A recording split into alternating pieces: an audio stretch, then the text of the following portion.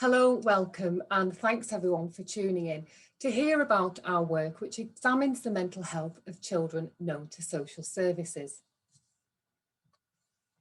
There are over 24,000 such children in Northern Ireland, and over 3,000 of those will be in care at any one time. And there are real concerns about the mental health of this group. But of these 24,000 children, how many have mental health problems? Well, the short answer is we don't know, and that's because the population level evidence isn't there. And that's something echoed by one of our project partners, Elaine Lawson at the Department of Health. And Elaine sits on our project steering group, and she told us, as a department, they regularly receive feedback from children's groups and other stakeholders that the right data does not exist concerning mental health. So can administrative data fill this gap? Well, that's something we are trying to do. Northern Ireland is fairly unique in the UK in that it has an integrated health and care system. That means we've been able to link several population level data sets using an individual's health and care number to provide a snapshot of the mental health of every child who was known to social services in 2015. So we use GP registrations as our population spine. We link these to children's social care records, which have extensive detail of every episode of involvement with social care.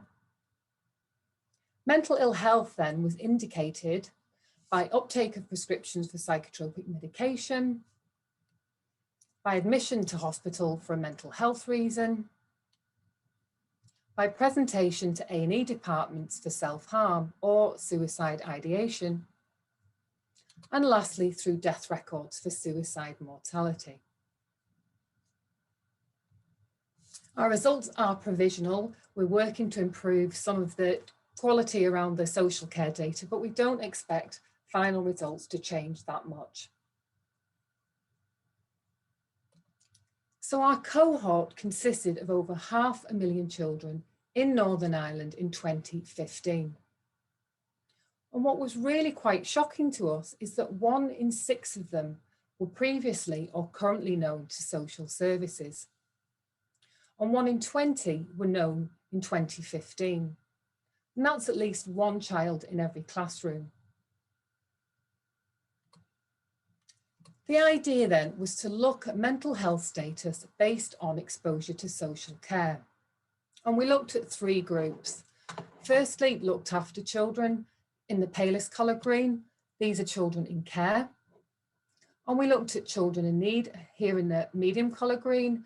And these were children known to social services but not in care. And lastly, in the darkest colour green, we looked at children with no history of involvement with social care. And the results show a clear pattern. For every mental health outcome, prevalence was higher for known children, but especially those in care. Now, there are probably no major surprises here. It's what frontline staff and advocacy groups have been saying.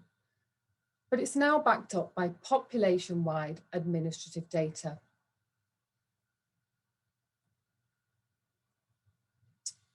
So when we modelled the data using logistic regression, the odds ratios tell a similar story.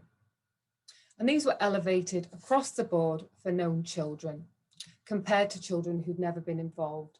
If we look, for example, at children in care, well, they were nearly 9 times more likely to be in receipt of antidepressants, with odds ranging all the way up to 86 times more likely to be admitted to hospital for a mental health reason. The next step then was to unpick this a bit further. And we wanted to explore variation in mental health status based on experiences both before and during care. And these are just a few examples of what we found. Children who were in care that had experienced the highest levels of deprivation, well, they were more likely to present with self-harm than children who'd been in care experiencing the lowest levels of deprivation. And children who were in care because of neglect, well, they were less likely to be in receipt of psychotropic medication, anti-anxiety meds, antipsychotics, than children in care for other reasons, such as parental mental ill health. And children who'd been in care for longer periods of time, of 8 years or more, well, they were less likely to be in receipt of antidepressants than children who'd been in care for shorter periods of a year or less. That's a very quick summary of our early findings, and it is just the start. That's me pushing a boulder up the PhD mountain. What we intend to do next is look in much more detail at care experiences and pathways through care and see how they may be associated with mental health status. We also have 30 years worth of the social care data, and that means we can look longitudinally and follow a cohort of children who were known to social services across the life course and into adulthood. And it's the first time that this social care data has been used in the UK in this way. And hopefully this example illustrates its potential value in mental health research. And it really is the tip of the iceberg.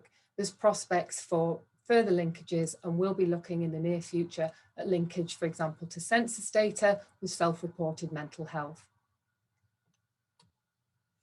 And our preliminary results, just to recap, suggest that children known to social services in Northern Ireland experience significantly higher levels of mental ill health than children never involved. And if I can thank our many project partners and stakeholders and the Honest Broker service who provide us with access to our data, and the rest of the research team, in particular Dr. Aideen Maguire, my supervisor. Thank you all very much for listening, and I look forward to your questions.